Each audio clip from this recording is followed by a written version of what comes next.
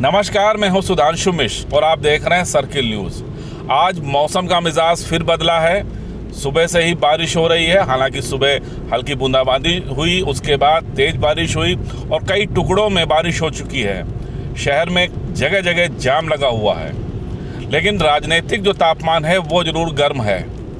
इस समय विधानसभा चुनाव होने हैं 23 फरवरी को। लिहाजा जो प्रत्याशी हैं या उनके समर्थक हैं मतदाताओं के दरवाजे पर जा रहे हैं। और ऐसी जब बारिश होती है तब ग्रामीण क्षेत्रों में प्रत्याशियों को बहुत दिक्कत का सामना करना पड़ता है। हालांकि गांव की गलियां जो हैं वो जिंदाबाद के नारे से गूंज रही हैं। प्रत्याशी हाथ जोड़े नजर आ रहे हैं। जिन गलियों में प्रत्याशी 5 साल नहीं पहुंचे वहां पर भी अब वे जा रहे हैं। आज सवाईजपुर विधानसभा क्षेत्र के भ्रमण पे हूं और आपको बता दूं कि 2017 में यह सीट जो थी वो भाजपा ने जीती थी। माधवेंद्र प्रताप सिंह रानू ने समाजवादी पार्टी के प्रत्याशी पदमराग सिंह पम्मू को हराया था। यहाँ पर जो अनुपम दुबे थे बसपा के प्रत्याशी, वो तीसरे नंबर पर रहे थे।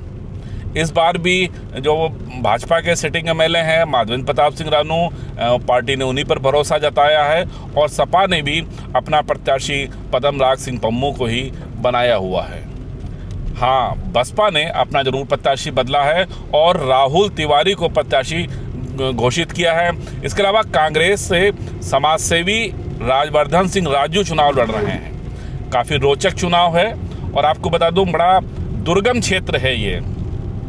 लेकिन ये इस क्षेत्र का जो मुद्दा सालों साल से चला आ रहा है वो अर्जुन जो पुल का निर्माण का था वो इस बार नहीं देखने को मिलेगा, क्योंकि इसका निर्माण शुरू हो गया है। कहीं ना कहीं जो भाजपा के जो विधायक हैं उन्होंने वादा किया था क्षेत्र की जनता से कि इस पुल का वो निर्माण कराएंगे, तो वो निर्माण कार्य शुरू हुआ है। तो ये जो चुनावी मुद्दा बनता था हर चुनाव में, इस चुनाव में ये चुनावी मुद्दा नहीं है।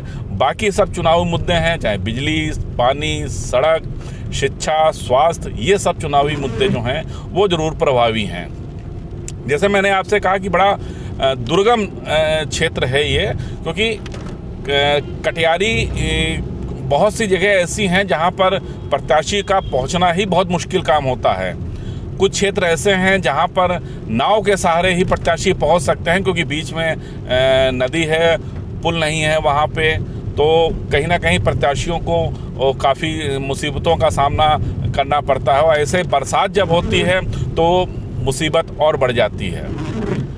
जो भाजपा प्रत्याशी हैं माधवेंद्र प्रताप सिंह रानू, वो अपने जो उन्होंने कार्य कराए हैं उनको गिना रहे हैं और वोट मांग रहे हैं।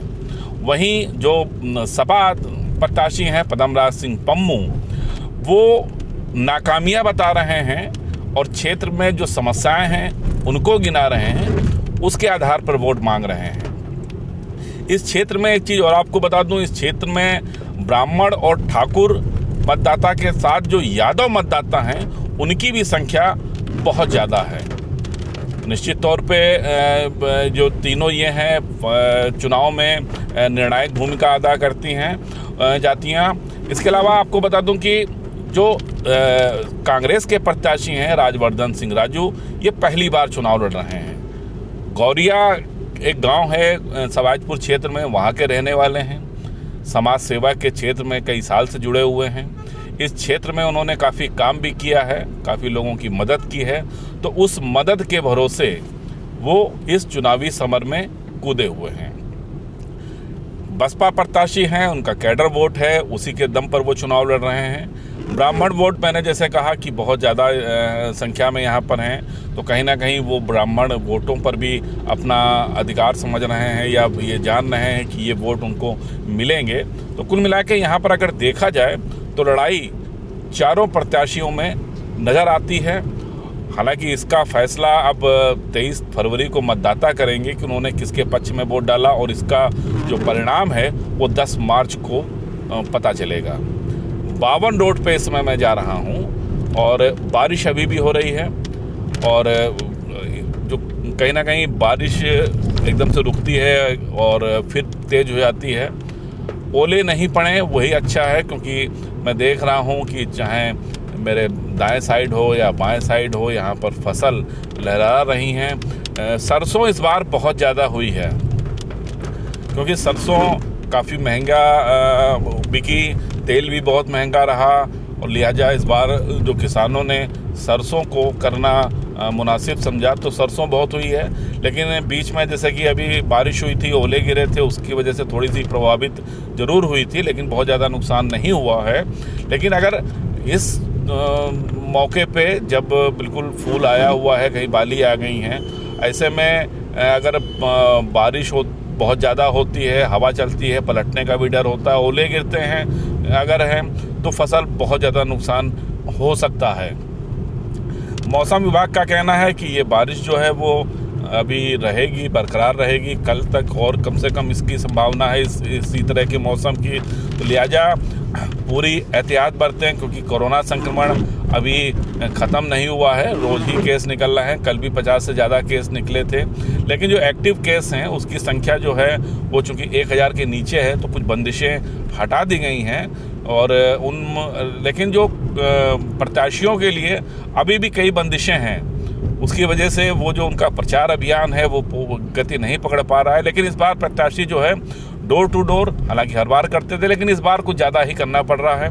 इसके अलावा सोशल मीडिया एक बड़ा माध्यम है। सोशल मीडिया के माध्यम से प्रत्याशी अपनी बात को पहुंचाने का काम कर रहे हैं। फेसबुक लाइव कर रहे हैं, व्हाट्सएप ग्रुपों पे उनका अपना संदेश जा रहे हैं। विभिन्न व्हाट्सएप ग्रुप बना रखे हैं, हर प्रत्याशी उनके समर्थकों ने दर्जनों व्हाट्सएप ग्रुप बना रखे हैं, जिसके माध्यम से वे अपना प्रचार अभियान छेड़े हुए हैं। तो मैंने जैसे कहा कि आप इस बारिश में बिल्कुल ना भीगें, और शहर में निकलें तो ये सोच के ज़रूर निकलें, कहीं ना कहीं आपको जाम में फंसना पड़ सकता है। घर पे रहें, सुरक्षित रहें।